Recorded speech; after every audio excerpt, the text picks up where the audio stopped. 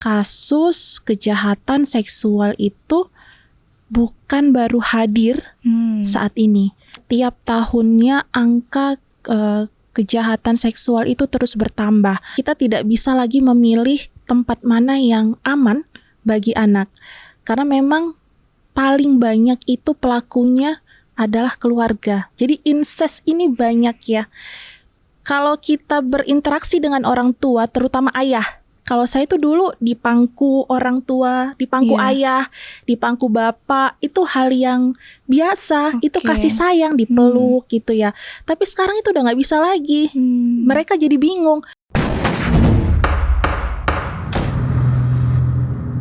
Halo Sobat Sore, selamat datang di podcast Senin Sore, ngobrol sore seru sambil nyantai. Halo semuanya, aku Farah dan welcome di episode perdana dari podcast Senin Sore. Boleh tepuk tangannya dulu dong. Oke, nah seperti yang tadi udah aku spill ya, hari ini kita bakal ngobrol santai aja. Tapi sepertinya yang tidak membuat santai itu adalah topiknya. Karena topik pembahasan kali ini itu sudah berhasil membuat satu Indonesia geram, marah, dan juga kesal. Mungkin Sobat Sore berandai-andai tentang apa sih pembahasan hari ini. Oke, aku akan spill satu kata, yaitu anak. Nah, anak ini erat kaitannya dengan seseorang yang masih membutuhkan pendampingan, perlindungan, dan juga kasih sayang. Tapi tidak menutup kemungkinan bahwasannya di luar sana banyak sekali anak-anak yang merasakan kekerasan, yang mendapatkan kekerasan, baik itu kekerasan secara seksual, fisik, maupun juga verbal. Nah, di episode kali ini kita akan membahas secara tuntas mengenai kekerasan seksual terhadap anak bersama Ibu Dini Adiati selaku Komisioner Bidang Penguatan Kelembagaan dan Kerjasama Antar Lembaga Komnas Perlindungan Anak. Selamat datang Ibu, apa kabar Ibu? Alhamdulillah baik. Alhamdulillah ya Bu ya. Oke Bu, berbicara tentang kekerasan seksual terhadap anak nih Bu, bagaimana Komnas Perlindungan Anak memandang hal tersebut? Apakah saat ini dengan kasus yang sedang lagi blow up juga, apakah kita sedang berada di kondisi yang darurat? Oke, sebelumnya memang kasus ini tuh lagi viral sekali ya. Betul. Nah, tapi harus digarisbawahin bahwasannya kasus kejahatan seksual itu bukan baru hadir saat ini. Jadi kalau dikatakan pandangan Komnas sendiri, ya ini darurat. Kita tuh krisis ya sebenarnya. Indonesia ini sudah pada tahap krisis kejahatan seksual. Jadi kalau hari ini itu viral, sebenarnya kita tidak kaget. Karena dari tahun-tahun sebelumnya atau juga sudah dari lama kasus kejahatan seksual terhadap anak ini memang sudah marak. Sudah marak ya, sudah banyak laporan-laporan juga ya Bu. Benar. Oke, mungkin tadi Ibu juga bilang kalau misalkan ini tuh bukan hal yang baru gitu. Iya. Dan data pun juga menunjukkan kalau angka kekerasan seksual terhadap anak ini tuh tinggi ya. Betul. Lalu sebenarnya faktor utama apa yang menyebabkan angka tersebut menjulang tinggi dan sangat sulit untuk diturunkan? Iya, kalau kita lihat data dari Kemen PPPA, itu setiap tahunnya angka kejahatan seksual itu terus bertambah. Bahkan di tahun 2025 ini sudah mencapai di angka 6.000-an. Wah, padahal kita baru di bulan kelima nih ya Bu. Baru ya? di bulan kelima. Iya. Kalau saya nggak salah 6.767 kasus. Dan dari kasus 6.000 sekian itu 5.800 kasus itu adalah korbannya perempuan. Nah, dari 5.800 kasus itu 60% itu adalah korbannya anak. Itu 2025 ya. Bayangkan kita masih ada setengah tahun lagi nih. Berapa? Pun begitu juga di Komnas data 2024 itu terus bertambah sampai dengan hari ini.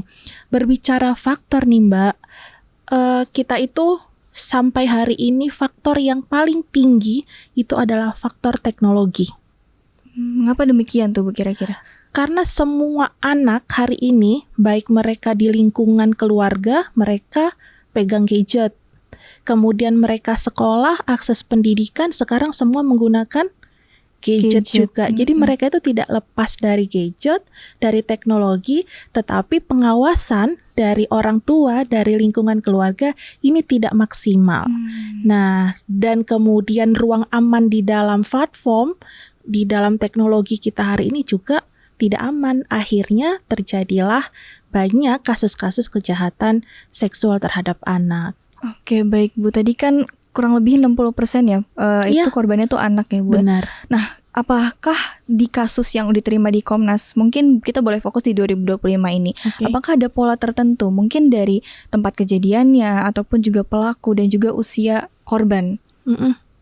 Jadi kalau hari ini dengan krisisnya kejahatan seksual ya, kita tidak bisa lagi memilih tempat mana yang aman bagi anak. Karena memang paling banyak itu pelakunya adalah keluarga. Jadi incest ini banyak ya. Bapak kandung, kakek, om, itu incest ya Mbak ya. Jadi keluarga terdekat yang harusnya itu menjadi tempat pulang aman bagi anak, tetapi itu menjadi ancaman bagi mereka. Harusnya rumah menjadi tempat yang aman dan nyaman kemana dia pulang. Bahkan justru itu adalah tempat pelaku terdekat gitu ya Bu. Pelaku terdekat, tapi seolah-olah itu tidak terjadi. Makanya tempat paling sering, lingkungan paling sering itu terjadinya kejahatan seksual terhadap anak itu adalah keluarga, tapi kita tidak berpikir bahwasannya itu adalah pelakunya ternyata. Gitu. Oke Bu, tadi kan kita sudah membahas tentang incest ya Bu. Benar. Ya. Dan publik ini baru-baru ini dikagetkan dengan grup yang anggotanya sangat luar biasa, 32.000.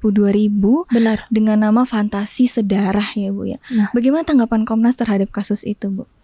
Kasus fantasi sedarah atau fantasi incest ya, kita bilang kita miris ya, kita miris dengan adanya grup ini. Dari kemarin 30.000 kemudian naik 32.000, ia berkembang ya sampai itu kemarin di take down. Nah, betul. Kita melihat ini case baru, tapi bukan baru ada, tapi baru diketahui. Baru muncul di publik gitu baru ya, Bu, muncul, baru viral. Nah, ini tuh banyak pertanyaan Mbak selanjutnya. Kalau nanti kita akhirnya membahas soal fantasi sedarah ini, kita banyak harus tahu ini apa sih di belakang kasus ini, kok bisa terjadi gitu. Mana nih kesiapan dari pemerintah ya dalam keamanan sosial media kita di Indonesia. Baik Ibu. Kalau misalkan kita bicara tentang kasus nih Bu, pasti ada korban dan juga pelaku. Nah, korban di kasus fantasi sedarah ini adalah anak-anak yang di bawah umur, bahkan mungkin mereka sedang berada di golden age-nya gitu. Benar. Lalu dampak apa yang akan mereka rasakan? Padahal mungkin ya mereka pun juga tidak merasa mereka tuh korban, karena membaca dan melihat narasi yang sudah tersebar luas di sosial media pun juga tidak gitu. Lalu dampak apa yang akan mereka rasakan nantinya? Benar. Jadi kita dari Komnas ini terutama ya Mbak ya, kita itu tidak mau dari awal munculnya kasus ini, kita itu tidak mau terburu-buru untuk menganalisis atau memberikan statement bahwasannya yang salah A, kemudian penanganannya B. Kita nggak mau. Kita mau benar-benar menganalisis dan melihat dulu apa sih sebenarnya yang terjadi gitu, sehingga kita itu terus berkolaborasi dan juga berkomunikasi dengan pihak-pihak terkait. Misalnya nih ya, di dalam satu grup itu, di dalam satu grup Facebook ya, itu kan ada 30.000-an. Kita kan tidak tahu apakah semua yang ada di dalam itu adalah korban, atau di dalam itu juga ada pelaku, atau di dalam itu hanya penikmat atau orang yang penasaran. Kita kan belum tahu case-nya seperti apa. Sehingga baru juga tadi malam nih ya, kemarin sore baru ketangkep tuh 6 admin ya, 6 admin grup. Tapi ini kan masih pengembangan terus. Korban juga belum ada data yang valid dari Cyber Polri sendiri, korban seperti apa. Kalau ternyata di dalam itu banyak korban anak-anak yang itu masih mungkin kata Mbaknya tadi masih golden age-nya masih berjalan, ya faktor yang paling terasa itu pasti psikologisnya. Jadi sulit bagi mereka untuk bisa tahu batasan dengan keluarga seperti apa. Contoh ya Mbak ya, kalau dulu saya atau Mbaknya atau sahabat-sahabat di rumah, kalau kita berinteraksi dengan orang tua, terutama ayah, kalau saya itu dulu dipangku orang tua, dipangku ayah, dipangku bapak, itu hal yang biasa, itu kasih sayang, dipeluk gitu ya. Tapi sekarang itu udah nggak bisa lagi. Mereka jadi bingung, nih saya ini sama ayah saya sama kakek saya tuh harus gimana, bisa nggak bersentuhan. Nah itu juga nanti masuknya ke edukasi. Itu soal psikologis ya Mbak ya. Faktor yang lain ya pasti banyak juga, faktor sosial. Mereka juga pasti yang hanya melihat bahkan hanya mendengar tanpa mereka terlibat, mereka pasti was-was dengan sekitar lingkungan mereka, sekolah, bermain, itu berdampak. Oke, berarti secara psikologis juga, dan mungkin mereka juga punya kecemasan tersendiri ya. Benar. Oke, tadi kan Ibu juga udah bahas tentang 6 pelaku yang sudah tertangkap ya.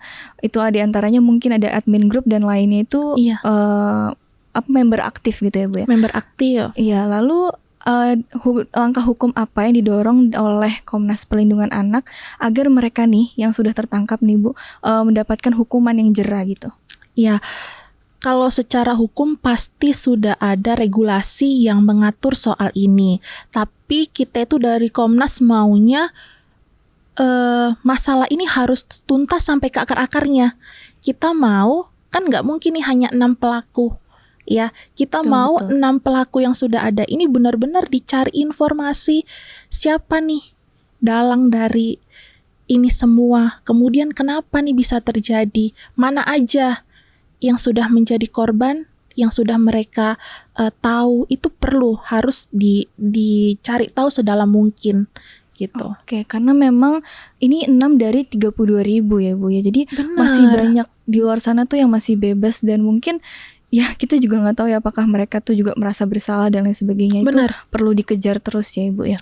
Harus Mbak, karena juga begini, bicara soal faktor tadi, ketika seseorang atau seorang anak ini menjadi korban, kemudian dia tidak ditangani, kemudian tidak direhabilitasi sedemikian rupa, mereka terus berkembang, mereka tumbuh, mereka sekolah sampai ke jenjang yang lebih tinggi, ini berpotensi mereka menjadi pelaku. Nah, itu bisa menjadi pelaku. Makanya sebenarnya kalau itu narkoba ya, itu kan ada rehabilitasi khususnya sudah ada. Tapi kalau untuk anak korban kejahatan seksual, ini kan belum ada rehabilitasi khususnya. Nah, ini ketika terjadi pembiaran, ini akan bisa menjadi pelaku selanjutnya. Baik Ibu. Nah, ketika saya nih, mungkin juga Sobat Sore di luar sana sedang dihadapi dengan situasi kita menjadi saksi ataupun juga mendengar gitu, kerabat terdekat kita menjadi korban kekerasan seksual terhadap anak. Kita suka bingung gitu, apa yang harus kita lakukan dan juga langkah apa yang tepat untuk diambil. Mungkin Ibu boleh share juga nih, bagaimana kita bisa merespon terhadap kasus tersebut. Apakah kita bisa langsung melaporkan atau baiknya itu seperti apa? Baik, jadi kita itu sebenarnya secara tidak sadar sering melihat orang-orang di sekitar kita. Apalagi mungkin kita yang profesinya guru atau kita yang mempunyai peran sebagai ibu, itu kita sering mengalami sebenarnya anak-anak kita ini mereka sudah terkena paparan kejahatan seksual itu, tapi kita tidak sadar. Itu sering ya. Jadi yang harus pertama kali kita ketahui adalah perubahan emosional terhadap anak. Itu kita harus pantau benar-benar ya kepada anak ini. Kita kan pasti harus membiasakan untuk mengedukasi anak itu, memberikan mana sih yang menjadi batasan tubuh bagi anak tanpa mengganggu privasinya. Itu yang penting.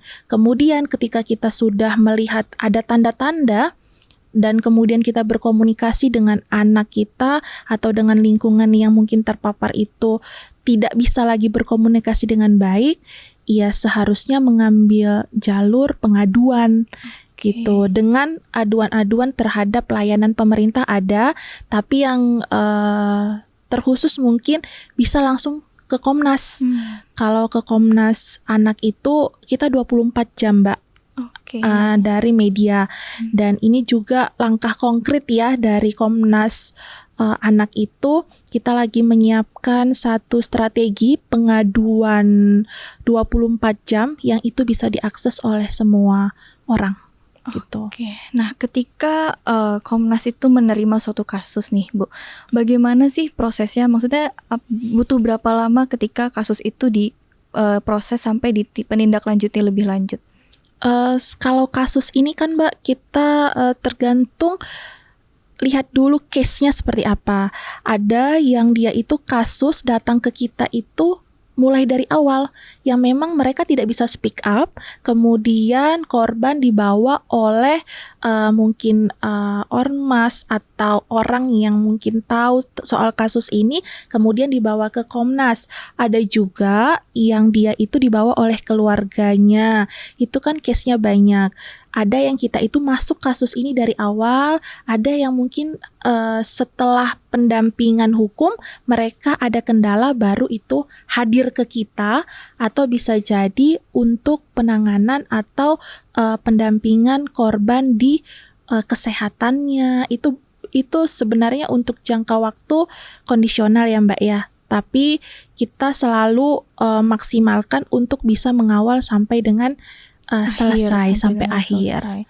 Oke, tadi kan kita di awal berbicara tentang data yang penerimaan kasus kekerasan seksual anak di tahun 2025 ini kan tinggi ya, Bu ya. Benar. Oke, lalu strategi konkret apa yang akan dilakukan oleh Komnas Perlindungan Anak terhadap untuk menurunkan angka tersebut? Mungkin dari sisi edukasi ataupun juga regulasi dan pendampingan korban. Iya. Sampai dengan hari ini kita terus melakukan evaluasi, kemudian pembaruan program, khususnya misalnya dari edukasi ya, Mbak ya. Sasaran kita itu jelas anak-anak SD, SMP, SMA. Sampai hari ini kita juga masih di internal Komnas Perlindungan Anak sendiri, kita terus masih membahas gimana sih edukasi yang paling baik dan efisien untuk anak-anak hari ini. Kalau dari regulasinya, kita masih terus berperan dan juga kita ikut dalam pengawalan regulasi-regulasi seperti Undang-Undang Perlindungan Anak, kemudian revisi Undang-Undang Penyiaran, dan yang lagi rame kan soal PP Tunas itu dari Komdiji, batas usia anak bermedia sosial. Itu terus kita kawal. Dan untuk perlindungan korban sampai hari ini terus dilakukan. Itu tadi saya bilang kita akan ada hotline baru yang itu bisa diakses semuanya dan 24 jam. Jadi semacam satu tombol untuk seluruh masyarakat Indonesia. Baik. Berarti memang lagi mencanangkan program hotline dan juga mengawal regulasi ya, Bu ya, yang lebih baik dan efisien terhadap masyarakat. Oke, Bu, tadi kan kita juga berbicara tentang pelaku dari kasus ya. Itu kan ada orang tua sambung, baik itu dari ayah tiri ataupun juga ibu tiri kepada anaknya. Benar. Nah, apakah orang tua sambung ini memiliki gap yang sangat jauh sehingga kasus-kasus ini tuh sering gitu kita temukan? Gimana, Bu? Iya, benar. Jadi kalau kita berbicara soal orang tua sambung ya, terutama ayah tiri begitu, sering sekali kita itu tidak mengetahui norma-norma dan tidak menerapkan norma-norma yang seharusnya kita terapkan. Kembali lagi ya soal spiritualitas. Biasanya kan kalau orang tua sambung laki-laki dengan anak perempuan itu kan tidak bisa dijadikan rumah. Ternyata apa? Yaitu untuk kita itu jangan sampai lebih baik mencegah ya, Mbak ya, daripada kita harus menanganinya. Jadi dengan gap yang menurut saya ini gap yang jauh antara orang tua sambung dengan anak sambung, ini adalah gap yang cukup jauh. Jadi sebaiknya memang dilakukan antisipasi. Misalnya orang tua yang mempunyai anak perempuan, ya lebih bagus ketika udah besar anaknya bisa dititipkan ke neneknya atau dibuat plan-plan lain selain daripada menggabungkan ke orang tua tirinya, walaupun tidak semua ya, tapi betul. dengan kondisi hari ini kita harus sangat berhati-hati, harus waspada ya, waspada, Bu. benar. Oke Bu, mungkin Ibu boleh pesan-pesannya nih kepada Sobat Sore terkait dengan bagaimana kita sebagai masyarakat Indonesia itu juga ikut serta berperan aktif gitu. Apa yang harus kita lakukan, terutama ketika kita ingin membangun lingkungan ataupun juga rumah yang aman dan nyaman bagi anak-anak. Iya. Jadi tempat atau lingkungan yang paling sering terjadi kekerasan atau kejahatan seksual itu adalah lingkungan keluarga dan sekolah. Ini paling rentan. Jadi kita tuh selalu mewanti-wanti dan juga kita selalu memberikan edukasi kepada orang tua, kemudian kepada lingkungan sekolah, bahwasanya ayo kita jadikan keluarga ini menjadi rumah untuk anak-anak kita menjadi aman dan nyaman. Dengan caranya seperti apa? Pertama, harus terus menguatkan komunikasi terbuka dan jujur. Hari ini kan komunikasi antara orang tua dan anak ini kan sebatas say hello. Bahkan saya itu lagi melakukan riset tipis ya. Bagaimana perilaku anak terhadap orang tua sehariannya. Kira-kira dari 10 anak, hanya 1 anak yang salim kepada orang tuanya ketika mau pergi sekolah. Kan ini rasanya degradasi akhlak sekali ya begini. Masa kita sebagai orang tua membiarkan anak kita pergi tanpa kita antar ke depan, tanpa dia ada interaksi sama kita. Nah, itu yang harus dipupuk. Komunikasi lebih intens dan terbuka juga jujur terhadap anak. Kemudian yang kedua, lebih mendekatkan emosional kepada anak. Jadi sehingga anak itu merasa dekat dengan orang tua dan dia merasa diberi kepercayaan dan merasa aman. Banyak sekarang orang tua dan anak ini emosionalnya jauh sehingga tidak bisa bercerita apapun dan mereka akhirnya bercerita dan mencari perlindungan juga kasih sayang di luar daripada keluarga. Baik. Itu. Oke Bu, nah itu dia Sobat Sore tentang bagaimana kita sebagai masyarakat Indonesia juga ikut serta berperan aktif mengawal dan juga melindungi hak-hak anak di luar sana, baik itu di lingkungan sekitar kita, keluarga kita, rumah ataupun juga sekolah. Benar. Terima kasih Bu Dini atas kesempatan waktunya di episode kali ini di podcast Senin Sore. Mungkin Sobat Sore punya berbagai tanggapan dan juga argumen tersendiri terhadap kasus ini. Boleh banget untuk share your thoughts di kolom komentar di bawah. Jangan lupa juga untuk like dan subscribe YouTube channel Podcast Senin Sore. See you on the next episode. Selamat sore.